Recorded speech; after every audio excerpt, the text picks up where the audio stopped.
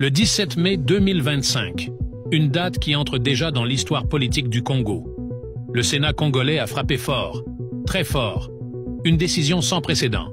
Joseph Kabila, ancien président de la République démocratique du Congo, est désormais formellement condamné par la Haute Chambre pour trahison, enrichissement illicite et atteinte grave à la souveraineté nationale.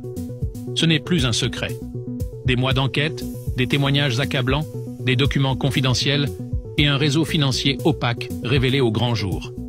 Le dossier Joseph Kabila est explosif.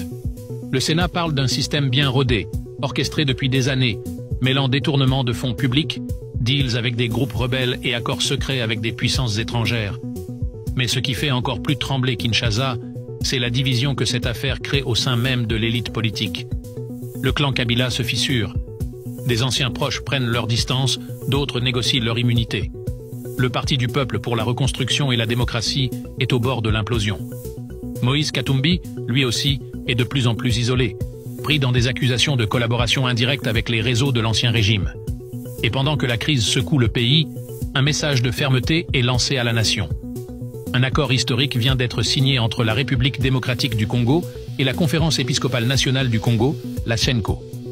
Objectif : restaurer la confiance nationale, soutenir le processus de justice transitionnelle et renforcer l'unité du pays.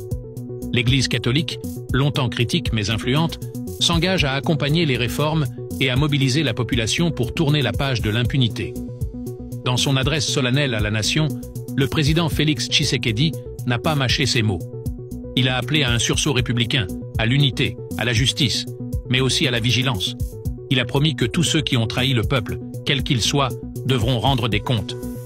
Le Congo ne sera plus jamais pris en otage par des mafias politiques, a-t-il déclaré dans un discours qui restera gravé dans les mémoires. À Washington, la diplomatie américaine a salué cette nouvelle ère. Pour la Maison-Blanche, l'accord entre la République démocratique du Congo et la CENCO est un signe fort que le pays est sur la voie de la transparence et de la stabilité. En coulisses, les États-Unis jouent un rôle stratégique.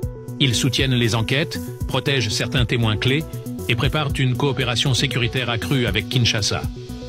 La chute de Joseph Kabila, ce n'est pas seulement la fin d'un homme politique, c'est la fin d'un système. Le Congo veut écrire une nouvelle page. Une page douloureuse, mais nécessaire. Et cette fois, impossible de revenir en arrière. Dans les rues de Kinshasa, les réactions sont partagées. Certains célèbrent, d'autres redoutent des représailles ou des tensions. Mais un sentiment domine, celui que la justice commence enfin à s'imposer. Le dossier reste ouvert. De nouveaux noms pourraient tomber. Des réseaux entiers sont surveillés. Et la communauté internationale, longtemps silencieuse, suit désormais chaque mouvement avec attention. Alors que va-t-il se passer dans les prochains jours ? Joseph Kabila sera-t-il arrêté ? Exilé ? Jugé publiquement ? Le pays peut-il tenir sans replonger dans le chaos ? Et quel rôle pour la jeunesse congolaise dans cette transition cruciale ? Une chose est sûre, le Congo est à un tournant, et ce tournant pourrait bien changer à jamais le destin de toute l'Afrique centrale. Affaire à suivre.